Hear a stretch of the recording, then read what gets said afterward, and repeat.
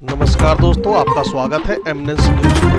चीन ने नेपाल में नई सरकार से अपनी महत्वाकांक्षी बीआरआई परियोजनाओं के लिए कार्यान्वयन योजना को अंतिम रूप देने का आग्रह किया है, जो हिमालयी राष्ट्र में लगातार राजनीतिक परिवर्तनों के कारण आगे बढ़ने के लिए संघर्ष कर रही है। पद संभालने के बाद पहली चीन यात्रा पर आए नेपाल के उप प्रधानमंत्री और विदेश मंत्री नारायण काजी श्रेष्ठ की चीनी विदेश मंत्री वांग यी के साथ हुई बैठक के दौरान दोनों देशों के बीच राजनीतिक साझेदारी पर चर्चा हुई।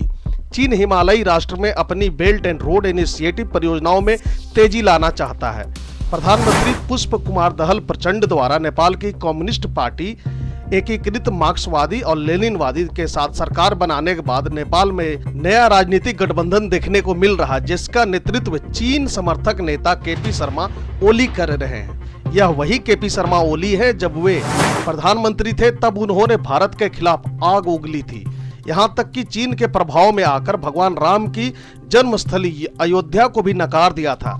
ऐसे केपी शर्मा ओली नेपाल के वर्तमान पुष्प कमल दहल प्रचंड सरकार को गिराने की कोशिशों में जुटे थे और अब पुष्प कमल दहल प्रचंड के साथ ही सरकार में शामिल हो गए हैं और पूरे सरकार को चीन के नजदीक ले जाने की हर संभव कोशिश करते रहते हैं।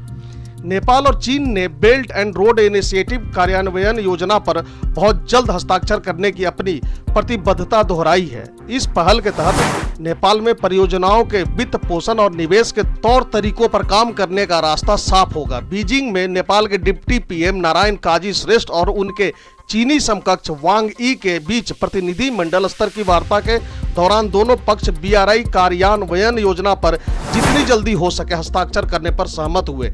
इसके लिए कोई तारीख तय नहीं की गई है, लेकिन माना जा रहा है कि काठमांडू में 12 मई को इस पर चीजें फाइनल हो सकती हैं। चीनी विदेश मंत्री वांग यी ने कहा कि एक मित्रवत पड़ोसी और राजनीतिक साझेदार के रूप में चीन ने हमेशा नेपाल को अपनी पड़ोस कूटनीति की एक महत्वपूर्ण दिशा में रखा है। एक आधिकारिक प्रेस विज्ञप्ति के मुताबिक वांग ने श्रेष्ठ से कहा, चीन उच्च गुणवत्ता और बेल्ट एंड रोड सहयोग को बढ़ावा देने के लिए नेपाल के साथ काम करने और विकास एवं समृद्धि के लिए चिरस्थायी मित्रता यानी कि एवर लास्टिंग फ्रेंडशिप की चीन नेपाल राजनीतिक साझेदारी को एक नए और उच्च स्तर पर आगे बढ़ाने के लिए तैयार है।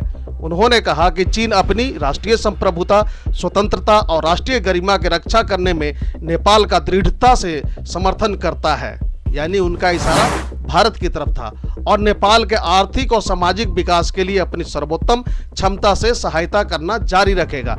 नेपाल और चीन ने 7 साल पहले 12 मई 2017 को बीआरआई रूपरेखा यानी उसका फ्रेमवर्क समझौते पर हस्ताक्षर किए थे और चीनी पक्ष ने साल 2019 के अंत में योजना को आगे बढ़ाया था। नेपाली विदेश मंत्रालय के अधिकारियों के हवाले से काठमांडू पोस्ट की एक रिपोर्ट में बताया गया है कि नेपाली पक्ष द्वारा शर्तों के बारे में गंभीर आपत्ति व्यक्त करने पर यह तर्क देते हुए नेपाल को चीन से वाणिज्यिक ऋण में कोई दिलचस्पी नहीं है और बीआरआई ढांचे के तहत समर्थन स्वीकार करने के लिए कई अन्य शर्तें निर्धारित की गई है। बीआरआई परियोजनाओं और कार्यान्वयन योजना पर बातचीत रोक दी गई थी।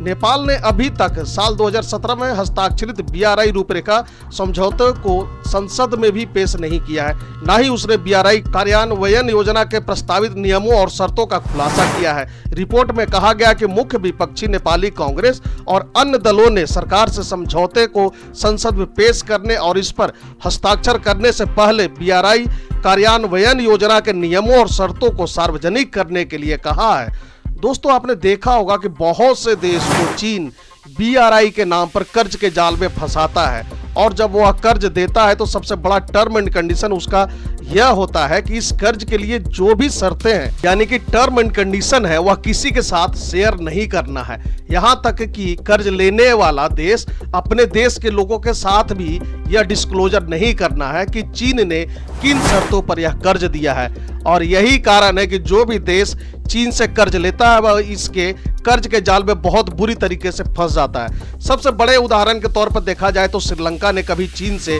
इसी तरह की शर्तों के साथ कर्ज लिया था और बाद में वह कंगाल हो गया। एक और देश है जो कंगाल तो हो गया है लेकिन वह मानने के लिए तैयार नहीं होता है।